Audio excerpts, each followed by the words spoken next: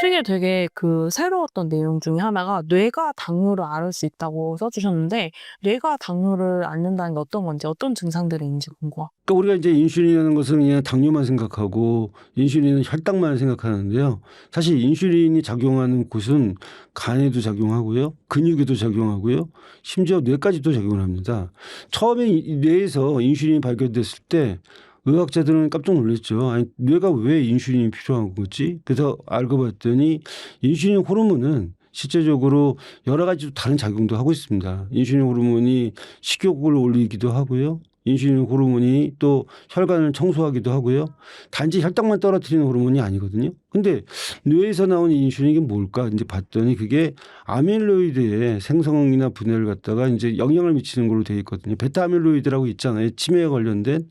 그래서 이제 우리가 제3의 당뇨병이라고 새롭게 이름을 붙인 거죠. 그래서 이거는 인슐린 관계된 질환, 당뇨병은 당뇨병인데 혈당도 오르면서 이게 보면은 베타 아밀로이드가 또 췌장에 또 공격을 하면 또 인슐린이 또 분비가 안 돼서 혈당도 오르고 뇌에는 또 치매가 오고 그래서 이 치매가 당뇨의 또 하나의 합병증이다 이렇게 얘기하기도 하거든요. 그래서 제1의 당뇨병은 인슐린 분비가 안 되는 당뇨병. 제2의 당뇨병은 분비는 되지만 저항성이 높아서 생긴 당뇨병. 제3의 당뇨병은 치매가 같이 온 당뇨병. 이렇게 우리가 쉽게 분리할 수 있겠습니다. 그렇다면 당뇨 예방에서 가장 중요한 것 중에 하나가 식습관일 것 같은데 당뇨를 막고 호르몬을 관리하기 위해서 어떤 음식을 좀 위주로 섭취하는 게 좋을까요?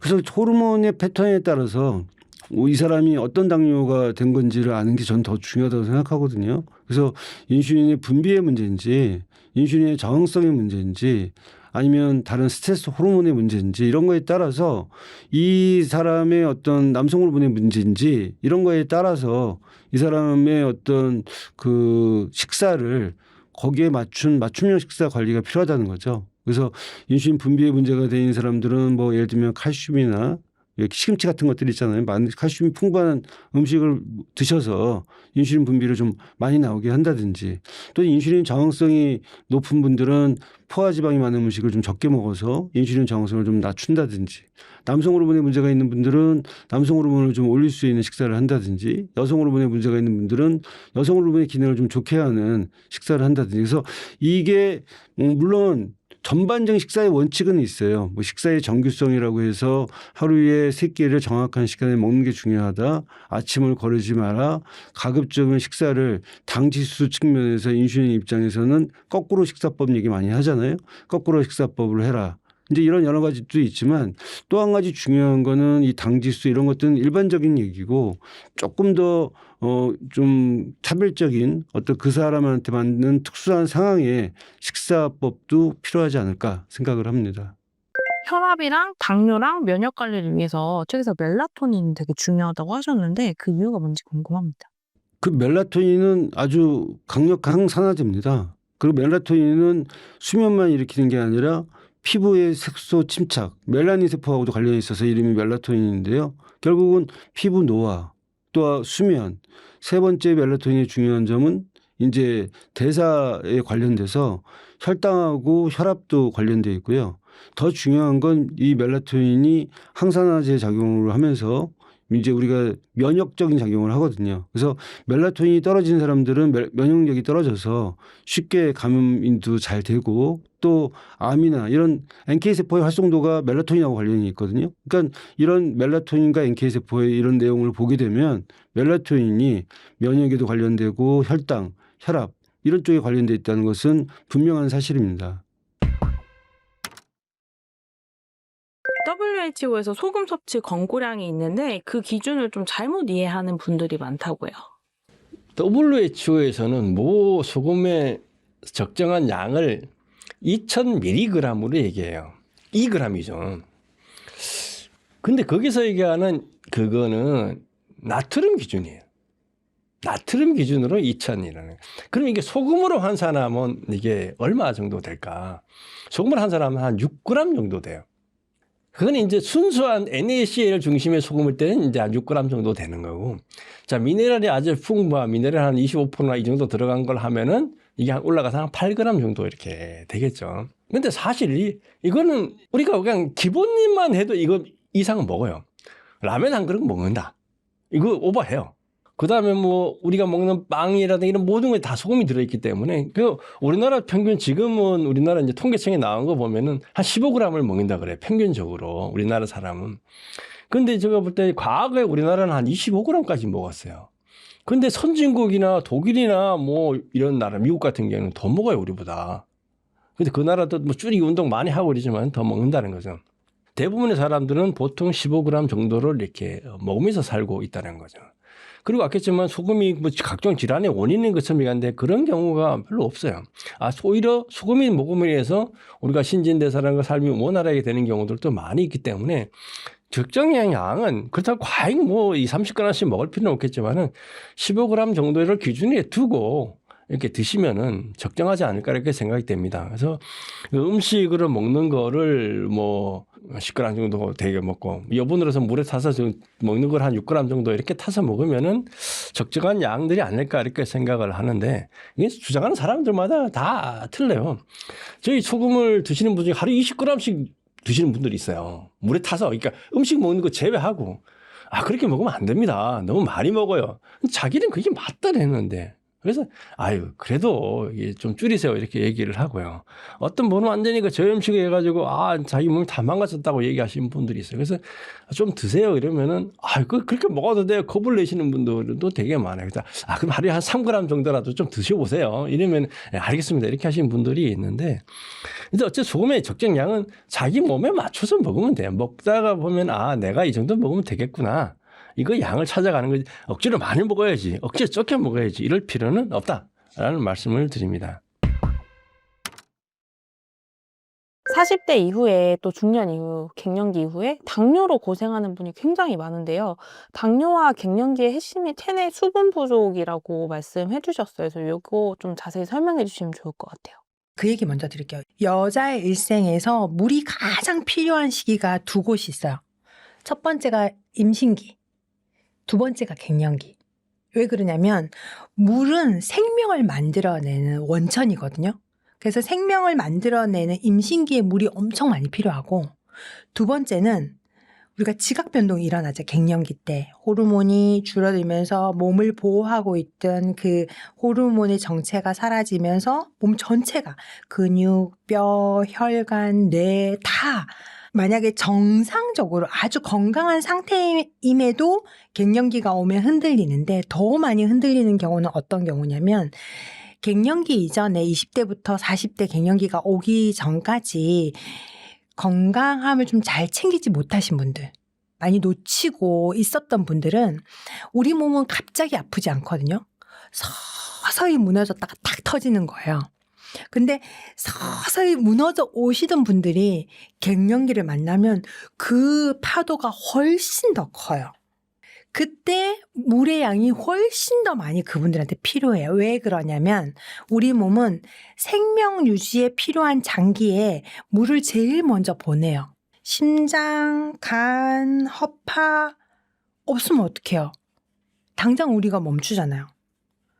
대신에 피부, 모발, 호르몬, 관절은 조금 아파도 우리가 살 수 있어요? 없어요? 생명하고 상관없죠. 그래서 몸은 이거는 그냥 본능이에요. 우리 몸은 생명 유지에 있어서 중요한 장기에 수분이 부족하면 피부, 모발, 호르몬, 관절에 있는 수분을 빼서 옮깁니다. 그래서 갱년기에 그런 문제들이 다 생기는 거예요. 피부 트러블이 생기고 불면증이 생기고 관절통이 생기고 살이 찌고 당을 끌어오고 그게 사실은 수분이 부족하기 때문에 또는 수분을 채우면 그런 증상들이 해결이 되는 경우가 많아요. 그래서 제가 당뇨뿐만 아니라 어떤 경우라도 제일 먼저 나에게 수분은 충족한가라고 스스로 챙겨보는 거는 그건 기본이라는 거죠. 기본. 거기다가 갱년기에는 이제 호르몬 변화가 일어나면서 당을 엄청 끌어들여요. 그래서 대부분 갱년기를 기점으로 당뇨 판정을 받으신 분들이 굉장히 많아요. 제 책 보시고 지금 실제로 교보문고의 그 리뷰에 있는데요. 공복 혈당 장애가 있으신 분이 제 책을 보고 혈당이 원래 110 이상 가셨던 분이 100 이하로 떨어진 거를 본인이 그 이전에 혈당 측정한 거랑 드셨던 음식이랑 떨어진 혈당 측정기 사진을 같이 올리셨더라고요. 그래서 음식이 사실 약이에요.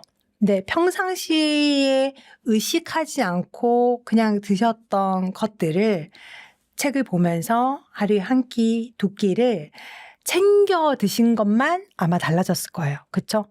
그것만으로도 우리 몸은 항상 일정하게 유지하려고 하는 항상성, 호메오시스라는 항상 일정하게 유지하려고 하는 항상성의 원리가 있어요. 그래서 너무 높아도 안 되고 너무 낮아도 안 되고 면역의 기능이라는 것도 너무 높아도 그게 질환이에요. 너무 낮아도 질환이 되고요. 균형을 맞추는 거예요. 그 균형을 맞추는 거가 음식만이 할 수 있는 거예요. 음식만이. 그래서 지금 당뇨 때문에 걱정 살짝 하시는 분들 또는 이미 진행돼서 약을 드시는 분들, 약도 약이 치료제가 아니잖아요. 고혈압 약, 당뇨 약이 치료제가 아니잖아요, 여러분. 그렇죠? 그것들을 치료할 수 있는 건 음식밖에 없어요. 약을 당장 끊으란 말이 아니라 음식을 바꾸시면서 자연스럽게 몸의 컨디션이 올라오면 본인은 알 수 있어요. 본인은 내 몸이 달라졌구나. 에너지가 찼구나. 그리고 조금씩 약을 줄여가시거나 변화할 수 있는 기회가 분명히 옵니다. 그래서 이렇게 쉽다고 말할 수는 없는데 하실 수 있어요. 저는 장담합니다. 수분을 채워야 된다고 이제 얘기를 들으시면 그럼 물을 많이 먹으면 되는 거 아닌가? 이렇게 생각하실 수도 있을 것 같은데 그냥 맹물은 드시면 우리 몸이 흡수를 못해요. 그러니까 예를 들면 되게 마른 화분에 너무 말라서 물을 주잖아요. 그럼 사실 처음에 흙이 완전히 말라 있을 때는 물 다 토해내요. 그게 다 밖으로 나와요. 근데 흙이 젖어 있으면 물을 부으면 싹 들어가죠. 그 원리랑 같아요.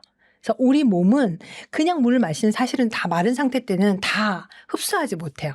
근데 가장 우리 몸이 흡수하기 좋은 물은 천연 수분. 과일이나 야채가 가지고 있는 수분은 몸이 잘 흡수를 해요. 근데 과일이라고 하니까 자꾸 이제 단 과일을 많이 생각하세요. 뭐 바나나나 파인애플이나 체리나 이런 것들의 과일을 막 생각하시는데 저는 이제 좀 사과라든지 단감도 좀 좋습니다. 근데 이제 홍시하고 또 다르잖아요. 그렇죠? 단감도 이제 너무 많이 드시면 물론 안 좋겠지만 그런 약간 아삭아삭한 그리고 또 양배추, 파프리카 또 전 개인적으로 좋아하는 염증에 굉장히 좋은 샐러리 이런 야채들 좋아요. 그런 과일 야채들을 상큼하고 약간의 단맛이 있고 그리고 제가 추천하는 샐러드 단짠 초유 샐러드 그게 뭐냐면 단이 과일과 야채가 가지고 있는 단맛 그다음에 소금 약간의 짠맛 그다음에 초 레몬즙 염증을 해소해주는 이제 오메가3가 많이 들어가 있는 생들기름 국내산 생들기름 요런 것들 그것도 질문이 올리브유 넣어도 되나요? 안 되나요? 넣어도 되죠. 좋은데 이제 저는 기본적으로는 국내산 생들기름 더 추천드립니다. 올리브유는 오메가3, 6 균형이 잘 맞은 또 좋은 기름이고 생들기름은 오메가3가 굉장히 풍부해요. 그래서 전 추천드립니다. 둘 다 사용하셔도 괜찮아요. 그래서 다른 인공 조미료 드레싱 사용하지 마시고 그 정도만. 그리고 생레몬 쓰면 좋지만 요즘에도 레몬즙 많이 잘 나오잖아요. 그렇게 하셔가지고. 근데 레몬즙을 샐러드에 넣어서 드셔도 맛있는데 사실 요리하실 때 드셔도 풍미가 굉장히 좋아져요. 그래서 저는 단짠 초유 샐러드 할 때는 소금, 후추, 통후추 약간의 향 그래서 소금, 후추, 레몬즙, 생들기름 기본으로 정말 맛있어요. 근데 단순히 샐러드의 양념뿐만이 아니라 일반 음식 할 때도 저는 그 조미료 정도를 기본 조미료로 사용을 합니다. 아까 살짝 말씀해 주시긴 했는데 아침 식사를 이제 하는 게 좋다 아니면 굶고 좀 공복 시간을 더 길게 하는 게 좋다 의견이 갈리는데 교수님 의견은 어떠신가요? 제 의견은 이제 어떤 사람들은 이제 간헐적 단식을 하고 아침 식사를 굶는 사람들이 그 살이 빠지는 사람이 있어요. 근데 재밌는 연구인데요. 왜 살이 빠졌을까 봤더니 최소한 이 간헐적 단식 공복 상태를 14시간 이상 유지해야지만 살이 빠진다는 거예요. 그래서 그 정도 유지해야지 어떤 호르몬의 작용으로 살이 빠지기도 하고요.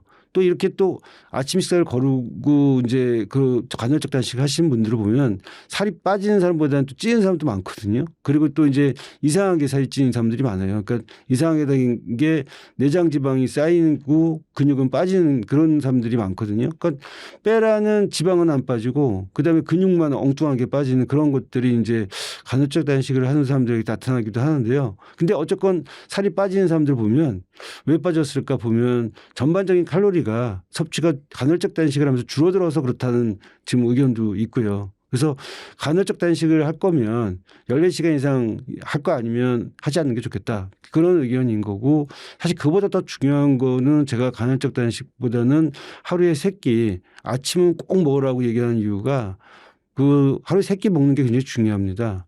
호르몬이라는 게 결국 우리 몸에 아주 정밀한 생체 시계거든요.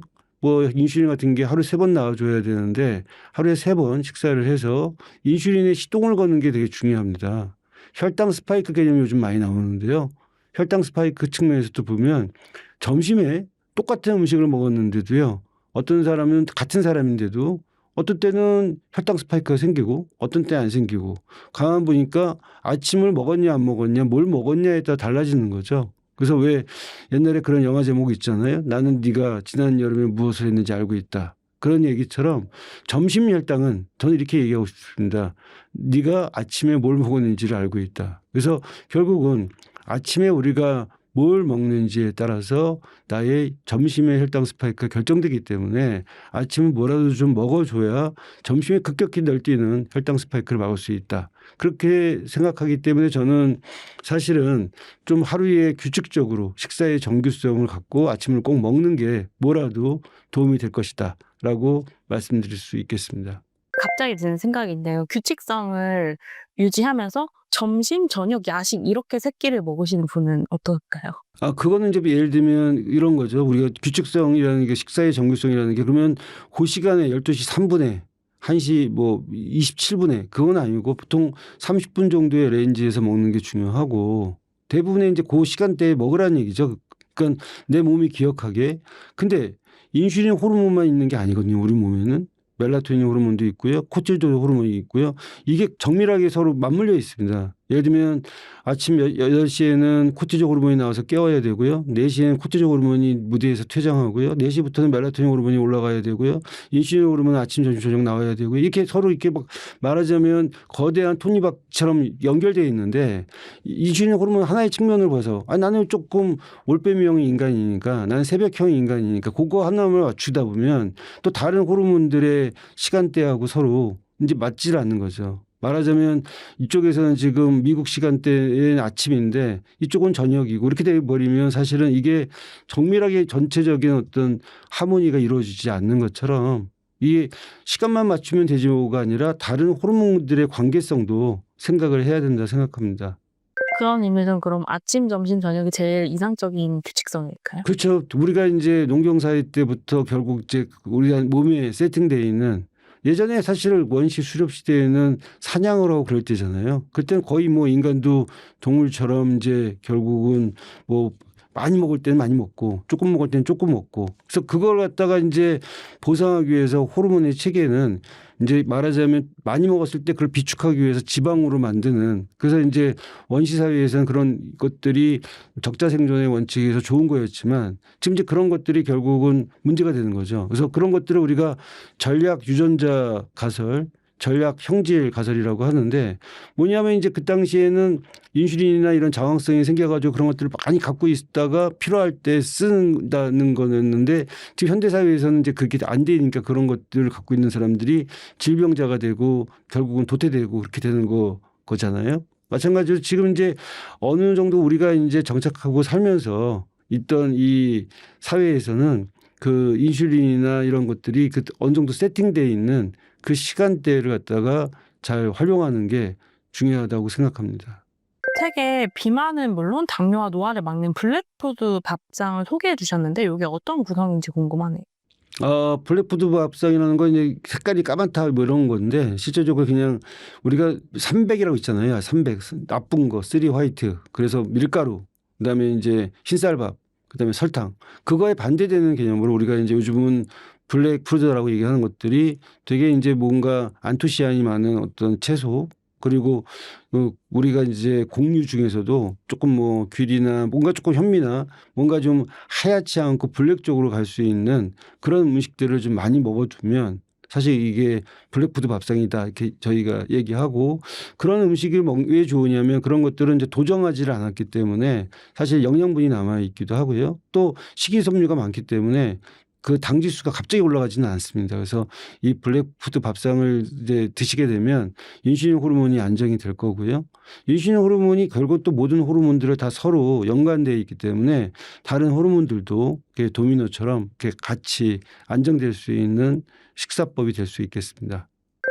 선생님 환자분들 중에서 이렇게 식사를 조절해서 호르몬을 관리하셔서 체중을 많이 감량하신 사례를 혹시 얘기해 주실 수 있을까요? 그렇죠. 아무리 뭐 우리가 무슨 뭐 이렇게 비만약을 먹고 당뇨약을 먹고 해서 조절이 되는 것도 있지만 사실 내가 그런 어떤 식사 조절이나 호르몬 조절을 안 하면 완전 밑빠진 독에 물 붓기거든요. 제 환자 중에서는요. 비만 수술을 받았는데 위하고 식도를 수술을 받았죠. 근데도 이분이 그 중환자실 나오고 병실에 있다가 몰래 또 치킨 그거 해서 먹다가 결국 또 큰일 날 뻔 적도 있거든요. 저는 이 에피소드에서 뭘 느꼈냐면 중요한 건 뭐 수술을 잘하고 약을 잘 쓰고 이런 것도 중요하지만 내가 그거를 어떻게 호르몬 관리로 조절하느냐 그게 더 중요한 거죠. 그분은 식욕 호르몬한테 진 거죠. 그러니까 결국은 우리가 생각하기로는 이 호르몬이라는 게 나의 생활 습관을 통해서 바뀌는 거고요. 이런 병들이 다 우리가 생활습관병이라고 하잖아요. 비만이고 당뇨고. 그래서 생활습관병에서 제일 중요한 건 결국은 약이나 주사가 아니라 여러분들의 의지와 호르몬이 제일 중요하다고 생각합니다. 그럼 막 고도 비만인 분들이 이런 약이나 이런 거 없이 호르몬 관리를 통해 뭐 10kg, 20kg 감량하는 것도 가능한 건가요? 제가 예전에 그 실험적으로 한 3주 프로젝트 호테크를 진행한 적이 있었는데요. 거기서 뭐 10명 정도의 환자 갖고 간단한 실험을 한 거지만 실제적으로 그 당할 숙소나 체중 같은 것들도 많이 빠졌고요. 평균적으로. 그다음에 진짜 많이 빠진 분들은 정말 10kg 정도 빠진 분도 계셨어요. 그래서 사실 이게 무슨 뭐 서너 가지 호르몬을 갖고 무슨 애들 장난하는 것처럼 뭐 3주 하고 정말 그렇게 될까? 근데 그게 저희가 실험적으로 증명한 데이터도 있고요. 그래서 전혀 그런 거에 대해서 불안하거나 의심하지 마시고 충분히 고도 비만도 호르몬 관리를 하면 빠질 수가 있다는데 이렇게 생각하는 어떤 자신감 내지는 중요한 건 그 꺾이지 않는 마음이라고 생각합니다.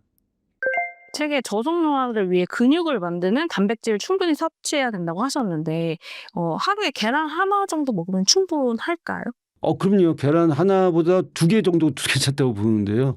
계란 같은 경우는 완전 식품 아니겠습니까? 그리고 충분한 단백질도 들어있고요. 그래서 그런 것들을 요즘 뭐 콜레스테롤이나 뭐 이런 것 때문에 약간 기피하는 경향도 있는데 우리 몸의 항상성은 사실은 이제 계란을 갖다가 2개 정도. 근데 문제는 모든 식품에는 그 어떻게 조리하느냐, 어떤 소스를 쓰느냐, 이런 어떤 부위를 쓰느냐에 따라 달라집니다. 같은 말하자면 닭고기라도 삶았냐 구웠냐 튀겼냐에 따라 달라지는 거죠.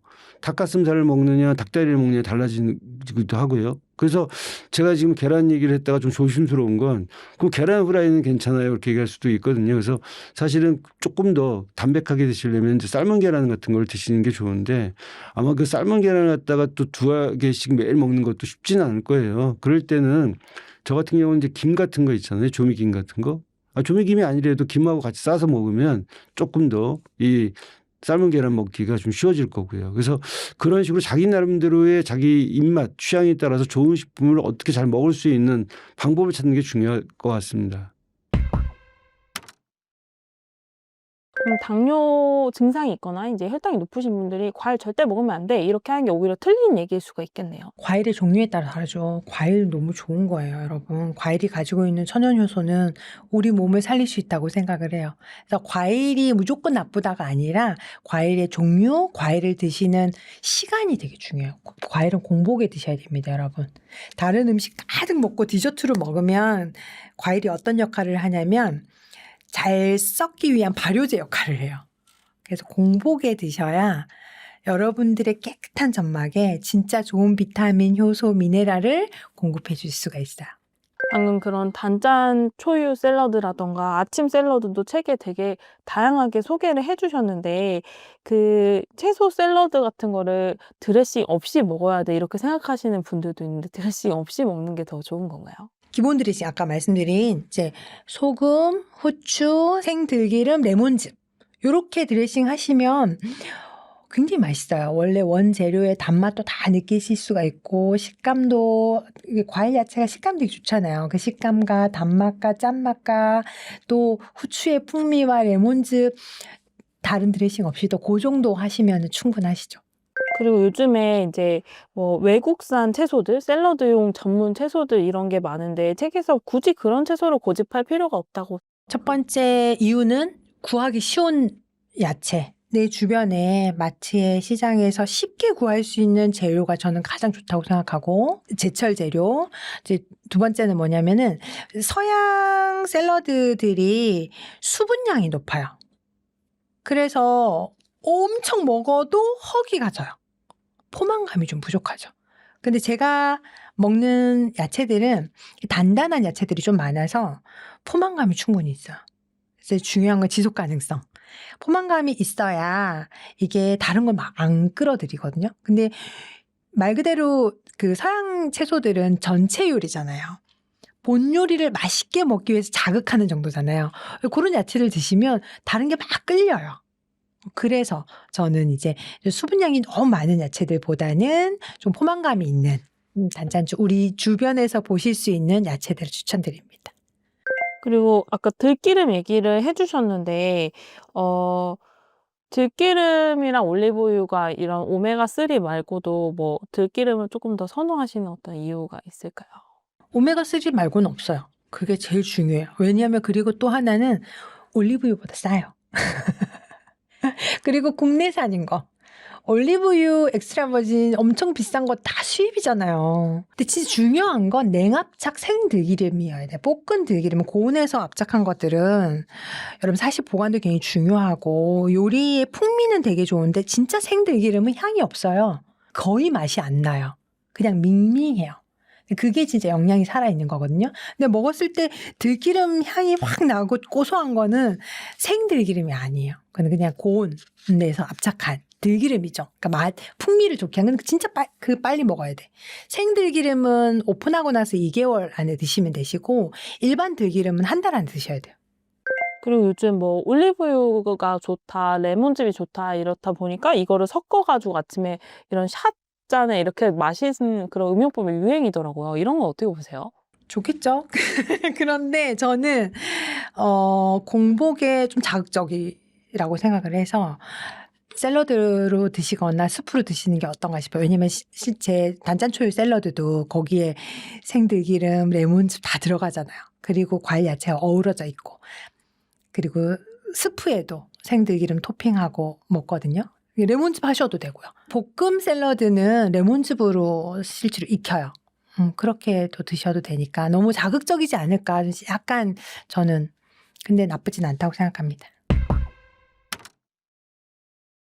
책에 자세만 고쳐도 살이 빠진다는 그 내용이 나오던데 어떤 자세가 이렇게 살을 빠지게 하는 자세일까요? 그러니까 우리가 이제 뭐 제일 안 좋은 게 뭐 TV 보면서 소파에 누워서 과자 먹으면서 이런 사람들 보면 이제 그 드라마 속에서 그러다 갑자기 하고 막 쓰러지는 경우 많이 있잖아요. 그러니까 사실 이렇게 가만히 앉아서 의자에만 앉아도요 내장 지방이 쌓이거든요. 그래서 저는 이제 환자들한테 항상 얘기하는 게 뛸 수 있으면 뛰지만 관절이 안 좋을 수도 있으니 이제 빠르게 걷기를 하는데 빠르게 걷기나 걷기보다도 서기만 해도 이게 지금 여러 가지 이유로 뭐 이 내장 지방이나 이런 살이 빠질 수 있다고 얘기를 하는 거죠. 그래서 사실 우리가 이제 가만히 앉아 있고 이렇게 되면 자꾸 내장 지방이 축적되는데요. 환자분들한테도 정말 믿기지 않을지 모르겠지만 50분 일하시고 공부하고 10분 정도는 서 있기만 해도 아주 일부지만 칼로리 소모도 되고 또 이제 척추 기립근이라든지 항중력근이라는 게 있습니다. 이런 것들이 그냥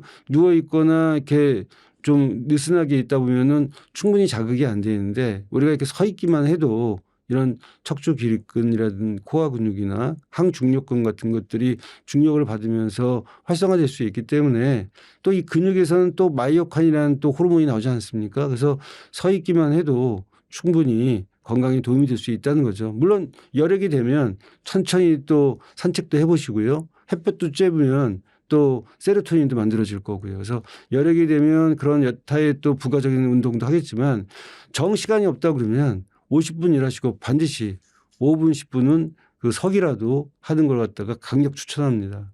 방금 마이오카인 설명해 주셨는데 마이오카인에 대해 아직 모르시는 분들도 많을 것 같아요. 그 마이오카인이 바로 근육 호르몬인데요. 사람들은 왜 마이오카인, 근육 운동을 하면 건강이 좋아지는가?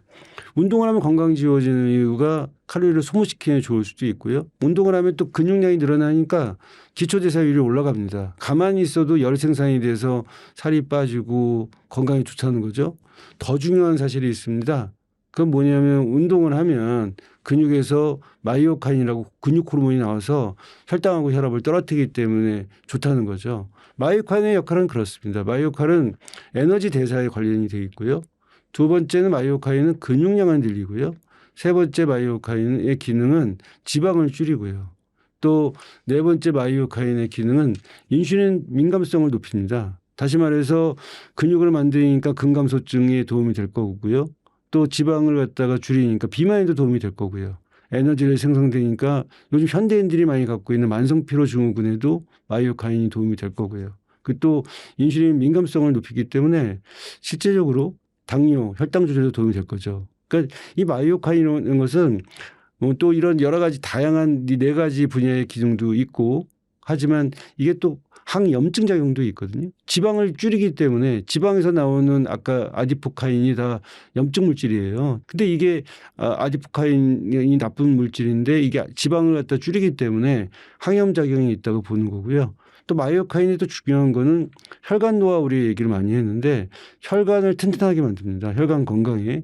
왜 그런 거 하냐면 이 혈관도 근육이 있거든요. 혈관도 그냥 우리가 이렇게 파이프처럼 되어 있지만 파이프 안에는 내피세포가 있고요. 그 밑에는 또 근육이 아주 작은 근육들이 있는 게 혈관이에요. 그러니까 혈관을 갖다가 이제 어떤 기능이나 구조를 유지하는데 도움이 되기 때문에 마이오카인이 혈관 노화에 도움이 된다고 할 수 있고요. 세 번째는 이제 마이오카인이 이런 근육이나 지방의 분포, 에너지 이런 것들의 생성, 대사에 관련되기 때문에 결국은 노화의 가장 핵심적인 호르몬이라고 할 수 있겠습니다. 마이오카인이 오직 운동을 통해서만 생성되는 건가요?